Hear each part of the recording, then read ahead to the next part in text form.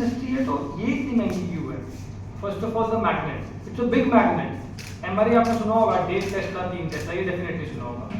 इसमें 2 से 2.5 टेस्ला की मैग्नेट है। जो आप हेलमेट्स देख रहे थे ना, उनके साइज से डोंट फील की स्मॉल पैकेट लार्ज इम्पैक्ट है।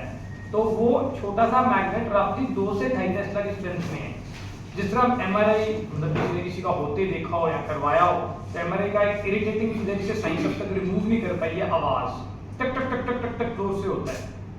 आरटीएमएस में भी वो आवाज है, एमआरआई से कम है लेकिन है, because the magnet is very strong one.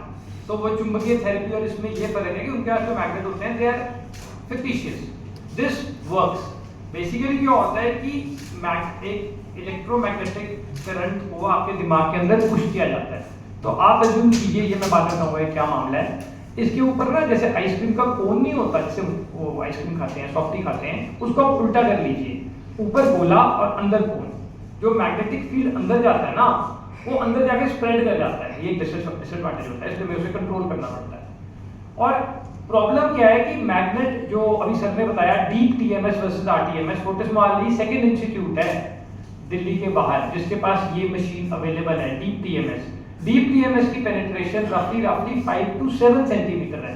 जो नॉर्मल आरटीएमएस होते हैं वो मशीनें अप्रोक्सीमेटली लाखों में होती हैं, this one is in crores. इसकी 5 to 7 है, उसकी रफली 3 to 5 है।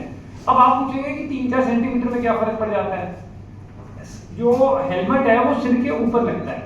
ऊपर पहले आपका फ्लैश आएगा, ये मांस आएगा, उसके नीचे थोड़ा फैट होता है, फिर स्कल होता है, खोपड़ी होती है, उसको स्टिमुलेट करने का कोई फायदा नहीं है।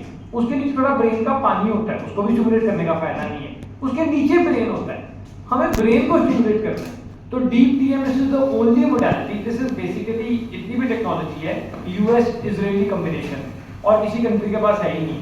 हम तो खरीदते हैं ना, अनफॉर्चुनेटली एंड यूजर्स हैं। तो this is US Israeli technology and they हम इसे डीप पुश कर सकते हैं, पहला पॉइंट। दूसरा पॉइंट, इसमें फ्रीक्वेंसी का खेल है।